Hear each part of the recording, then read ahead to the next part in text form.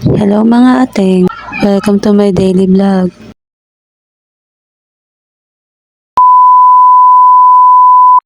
Good morning mga ating. Mga oras na yan ay nakaligo na ako. Inubos ko lang yung tirang pagkain ng isa kasi sayang naman.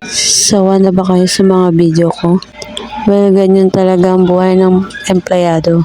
Paulit-ulit lang ang life cycle. Papasok, uuwi, papasok, uuwi. Pero please lang, panoorin nyo to hanggang dulo. Pagpasensyahan nyo na rin po ang boses ko. Hindi naman po kasi ako madaldal na tao. Pero ibang usapan kung lasing. Alam din naman ng mga taong nakapaligid sa akin yan. Yung mga taong talagang kilala ko.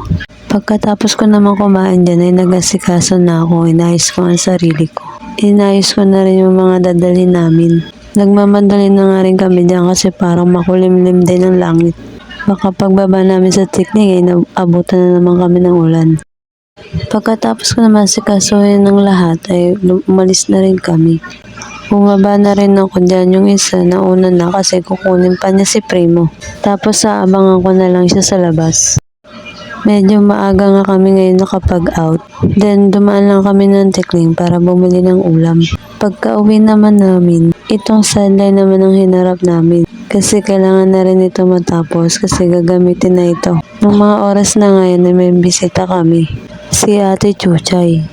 Dito sa video na to, may mapapansin kayong gumagalaw sa gilid ko.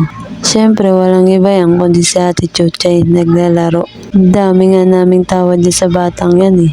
Dami na din kasing alam eh. Pati yun sa Roblox, alam na rin eh.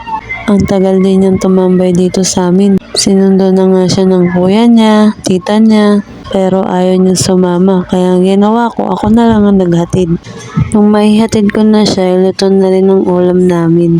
Kaya kumain na rin kami. O siya, hanggang dito na lang. Good night. Bye-bye.